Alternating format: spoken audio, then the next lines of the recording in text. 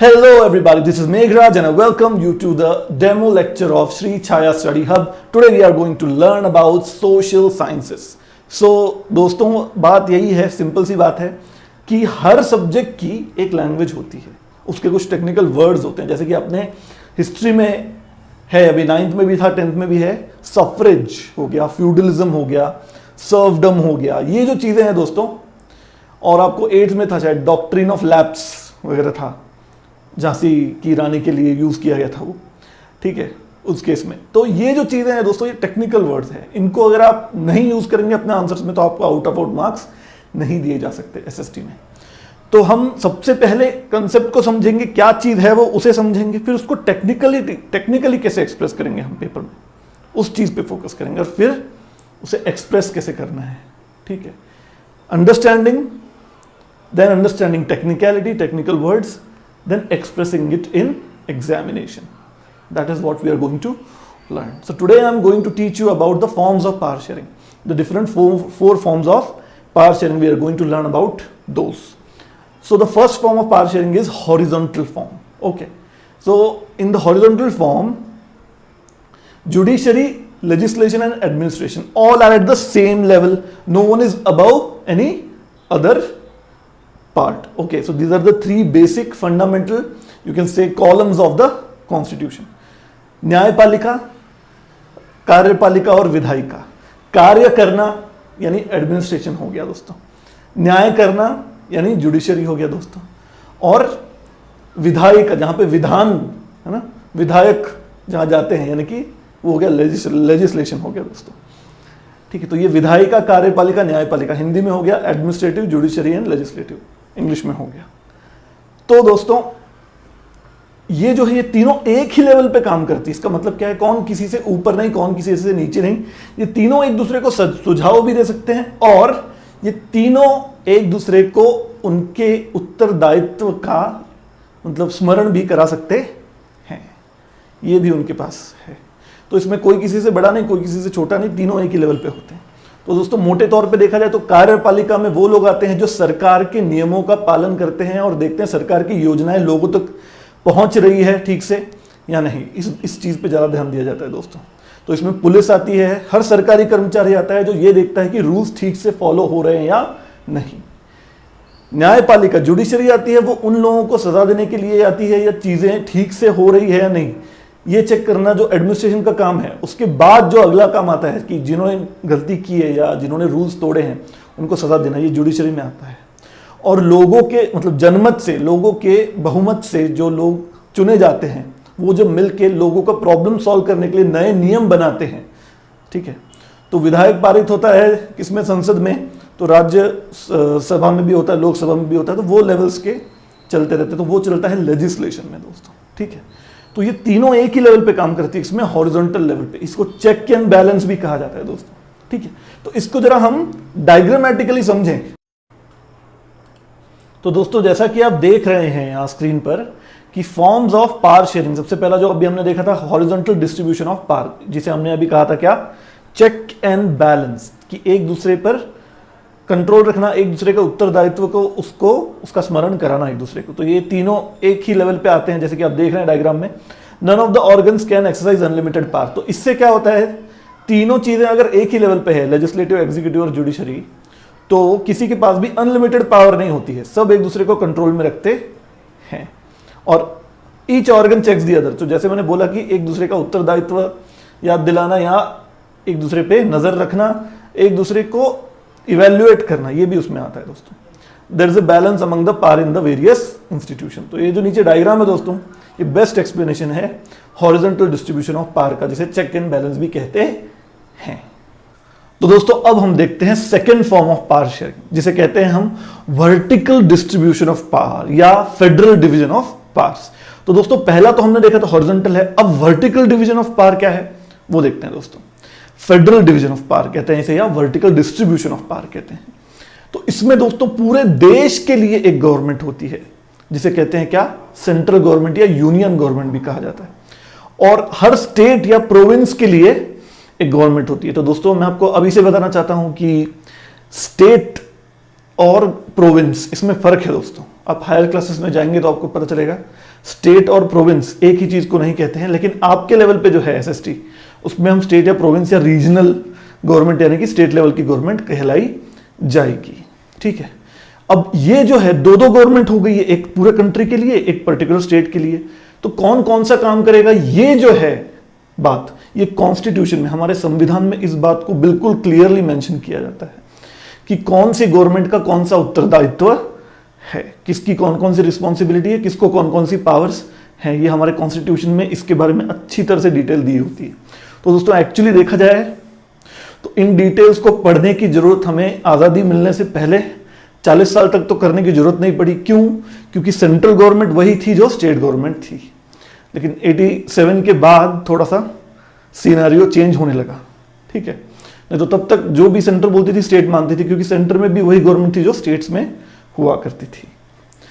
इसके बाद आता है दोस्तों लोकल लेवल की गवर्नमेंट। ठीक है, जिसे according to population and area wise कहते हैं हम, कि मेट्रोपॉलिटन होगा तो वहां पे म्युनिसिपैलिटी होगी और गांव का एरिया होगा तो वहां ग्राम पंचायत होगी। तो वो कहती है तीसरा लेवल आता है लोकल लेवल गवर्नमेंट। तो सेंट्रल या यूनियन, स्टेट, प्रोविंशियल, ग्राम पंचायत या म्युनिसिपैलिटी, इस तरह से ये वर्टिकल डिस्ट्रीब्यूशन ऑफ पावर है।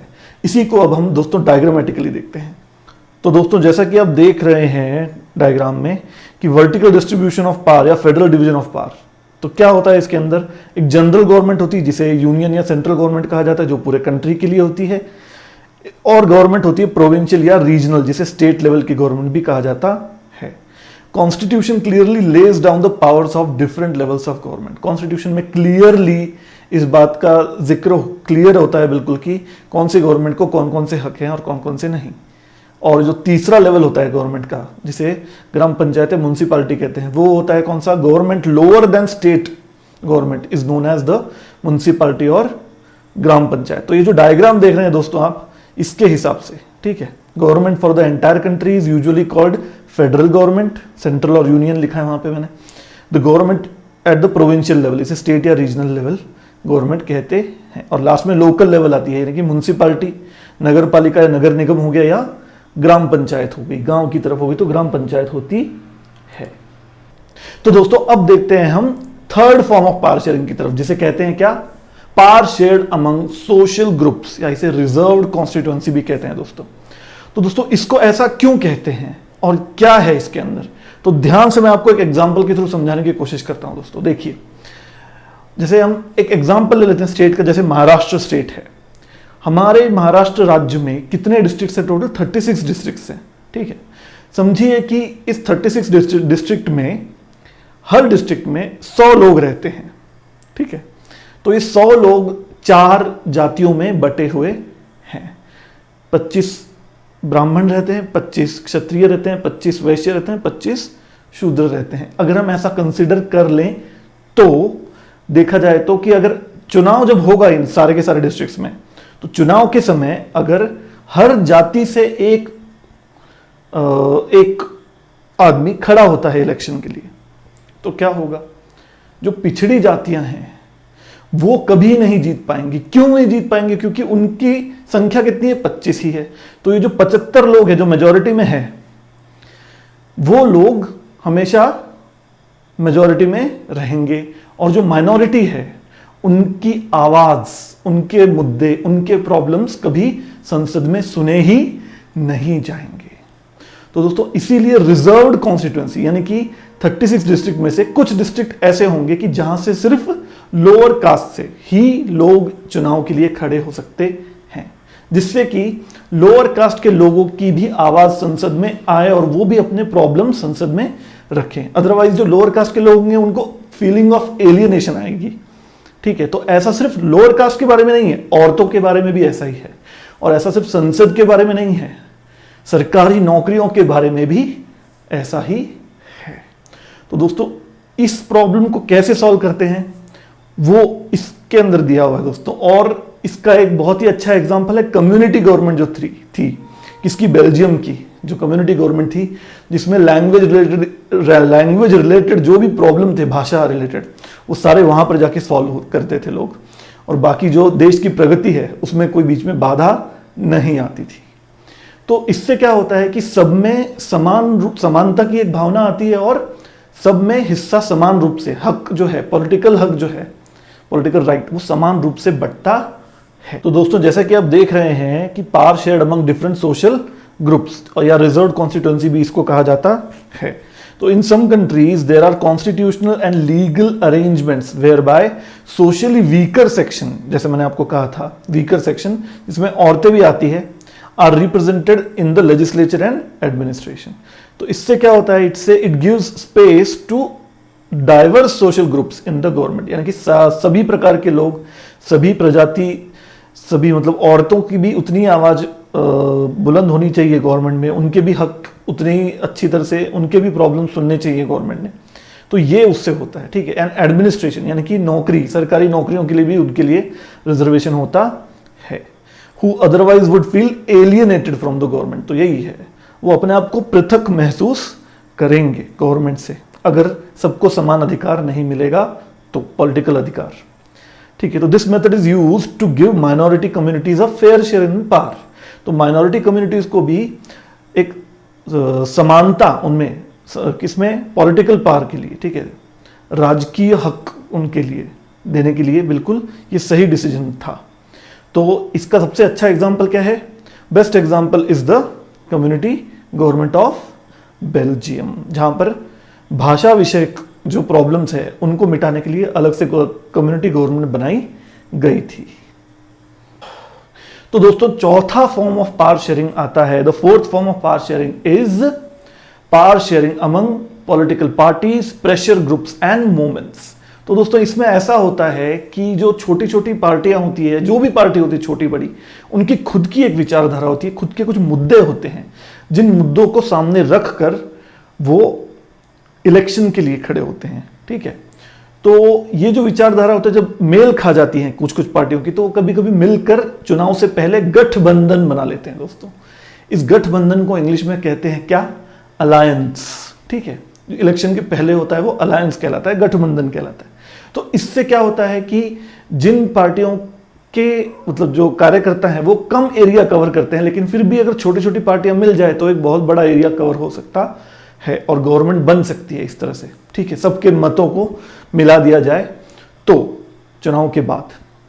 तो दोस्तों जब ऐसी पार्टियां, गठबंधन जो होते हैं ऐसे, वो जब चुनाव जीत जाते हैं तो वो मिली जुली सरकार बनाते हैं, जिसे इंग्लिश में कहते हैं कोएलिशन गवर्नमेंट।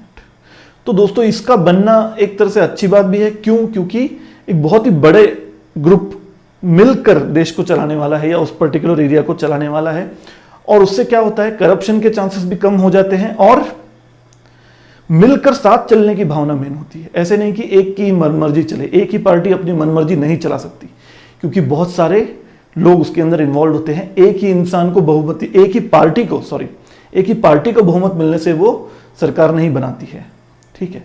तो सबको साथ चलना, सबकी बातें मानना, छोटे बड़े कितने भी पार्टियां हैं सबकी बातें मानना, ये सबसे अच्छी बात होती है।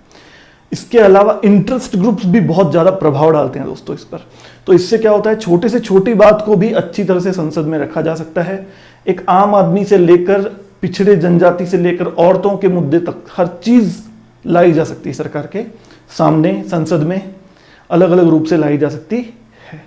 तो इसका एक बहुत ही अच्छा एग्जाम्पल है दोस्तों, वो है महाराष्ट्र की सरकार। आज की जो महाराष्ट्र की सरकार है वो इसका बहुत अच्छा एग्जाम्पल है, मिलीजुली सरकार का, जिसमें 3 पार्टियां मिलकर आज महाराष्ट्र की सरकार बनाती है। जो लोकल पार्टी है शिवसेना, दूसरी है कांग्रेस आई, और तीसरी है nationalist Congress, that is NCP, ठीक है। ये तीनों मिलकर महाराष्ट्र की सरकार बनाती है आज। इनमें से किसी भी एक पार्टी के पास बहुमत नहीं था जो अकेले महाराष्ट्र की सरकार बना सके। तो ये सबसे अच्छा एग्जाम्पल है दोस्तों, किसके लिए, power sharing among political parties, pressure groups and movements. तो इस तरह से दोस्तों इसमें प्रेशर ग्रुप्स आते हैं, इंटरेस्ट ग्रुप्स आते हैं। कौन कौन से आते हैं, जैसे मजदूर यूनियन हो गई, रेलवे की जो एनआरएमयू है, ऐसी जो संगठनाएं होती हैं, ये सारी चीजें मिलकर सरकार के डिसीजंस पर प्रभाव डालती हैं, ठीक है। ये सारी चीजें आती है किसमें, प्रेशर ग्रुप्स एंड मूवमेंट्स, ठीक है। तो ये चौथा फॉर्म हो गया।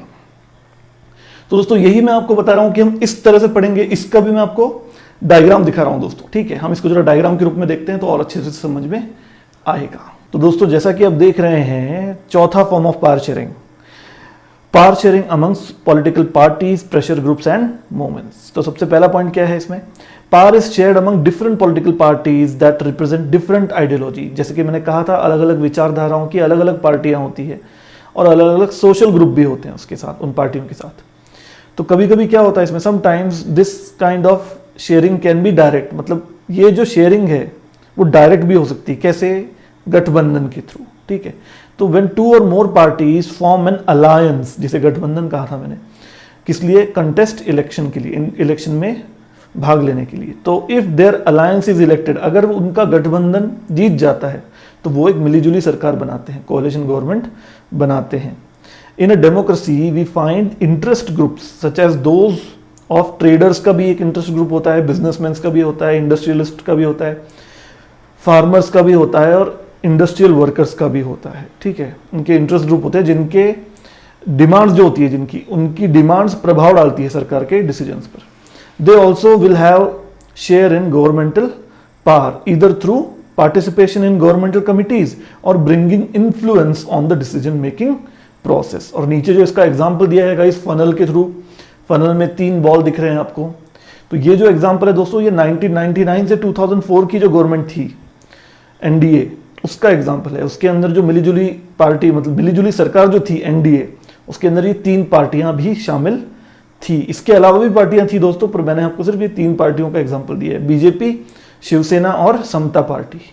इन्होंने मिलकर गठबंधन, मतलब मिलीजुली सरकार बनाई थी, ठीक है। नीचे दिया हुआ है दोस्तों, एनडीए, नेशनल डेमोक्रेटिक अलायंस, ये तब क्या एग्जाम्पल मैंने दिया हुआ है,